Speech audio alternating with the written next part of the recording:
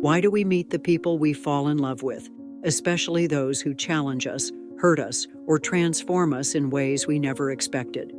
Why are some people blessed with peaceful, loving marriages while others face repeated disappointment?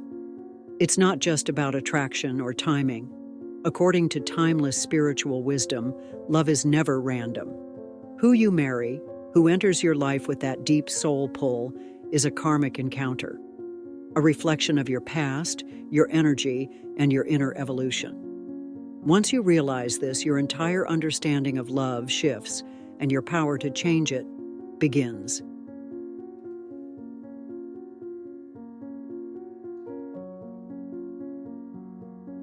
It's easy to believe that love is a matter of timing, attraction, or chemistry, that we just happen to meet the people we fall in love with.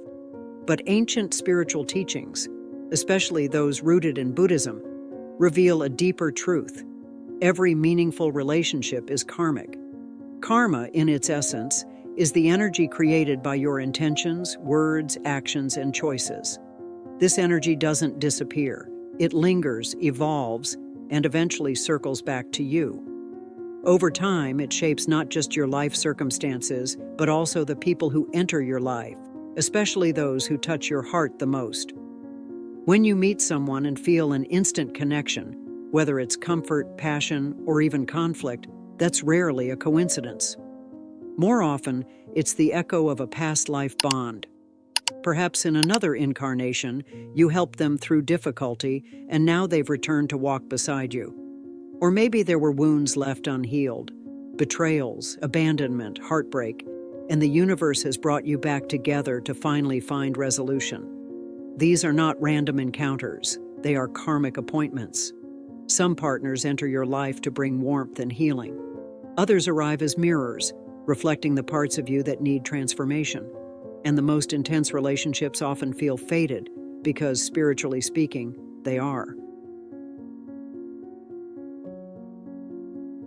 As Master Huni once said, "A person with little fortune cannot enter a family of great fortune." What does this mean? Not that you're destined for loneliness or pain, but that your relationships reflect your current energetic state. You attract what your soul is aligned with, not as a reward or punishment, but as an invitation to grow. For example, a person who has cultivated deep inner peace, kindness, and emotional intelligence may naturally attract a partner with similar spiritual blessings. But if someone still carries unresolved wounds, like resentment, fear, or insecurity, they might find themselves repeatedly entangled with partners who trigger those very traits. Even extended periods of singleness are part of this karmic unfolding. You may not have met your partner yet because the energetic match hasn't been reached, or your soul may still be preparing, shedding old patterns, deepening in self-love, learning who you truly are. When you view love through this karmic lens, everything changes. Heartbreak isn't meaningless, timing isn't cruel, and love isn't random. Each relationship becomes a chapter in your soul's story. And with every conscious step forward, you're writing a better one.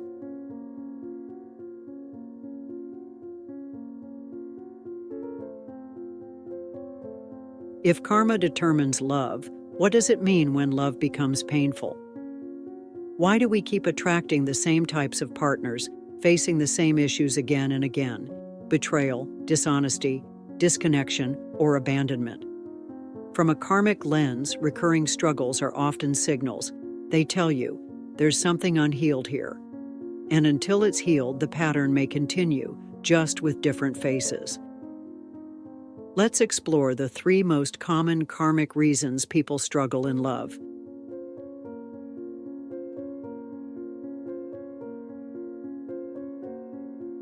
Some partnerships are reunions, not of joy but of justice. If you hurt someone in a previous life, through betrayal, manipulation, or abandonment, you may meet again in this life to resolve the energetic imbalance.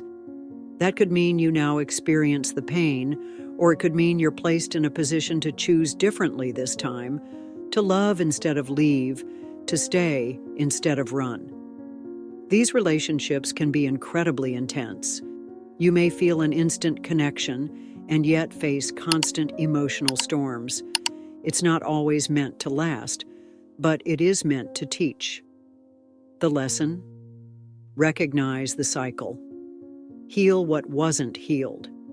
Choose love, compassion, and accountability, even when it's hard.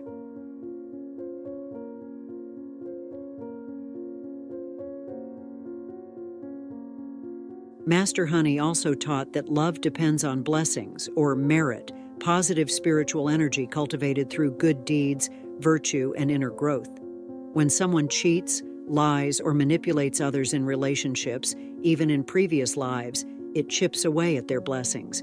And when blessings are low, the quality of one's romantic connections also lowers. If you've hurt people in the past and never made amends, it creates energetic residue.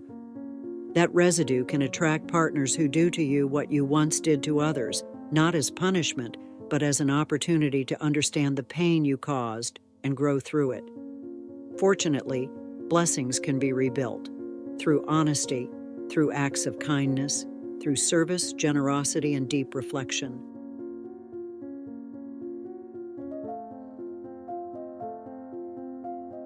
Finally, some marriages are less about love and more about awakening.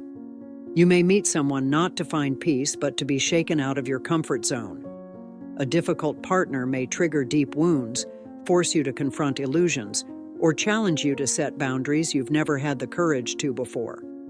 This kind of karmic connection may not feel like love, but it is love in disguise.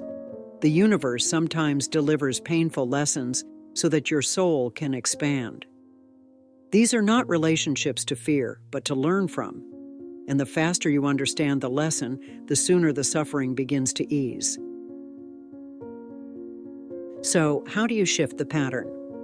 Start by taking radical responsibility. Instead of asking, "Why is this happening to me?" Ask, "What is this showing me about myself?" Then practice deep self-forgiveness. Write letters to past lovers. Forgive those who hurt you, not because they deserve it, but because you do. Release resentment. Meditate. Chant. Cleanse your emotional energy like you would your home. Only then can new energy, new love, enter.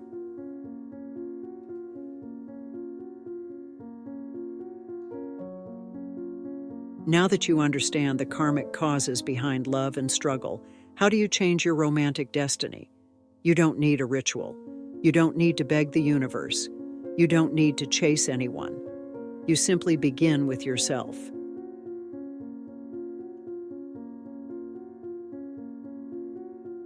If you want a calm, loyal, emotionally available partner, become that person. Stop gossiping about others' relationships. Stop playing games or testing people. Heal your attachment wounds. Practice honesty, patience, and compassion in every relationship, romantic or not. Because in the spiritual realm, you don't attract what you want. You attract what you are.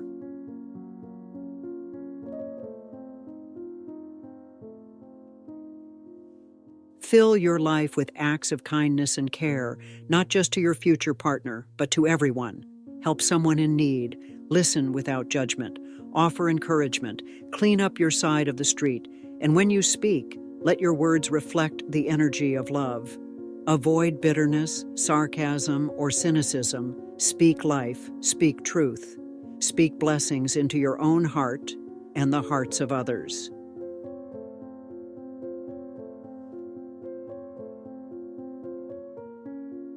One of the biggest blocks to love is unhealed grief.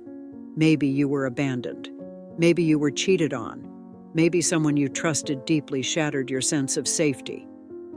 All of that pain is valid, but if you carry it like a shield, it will keep love out. Not just bad love, but the good kind too. Release it. Write a letter to your past self. Say the things you never got to say. Forgive your younger self for not knowing better. Cry if you need to. Breathe. Let it move through you. The clearer your heart becomes, the more love flows in, effortlessly. So the next time you ask, why did I meet this person? Remember, it's not by accident. Your love life is a mirror of your soul's journey. Marriage is not about luck, it's about energy. And your partner is not your destiny. They are your reflection. If you want better love, become better love. And if this opened your eyes to a deeper truth, you're ready for what comes next. What happens when the soul leaves the body, but the karmic ties remain? Click the next video to discover how karmic love continues even after death.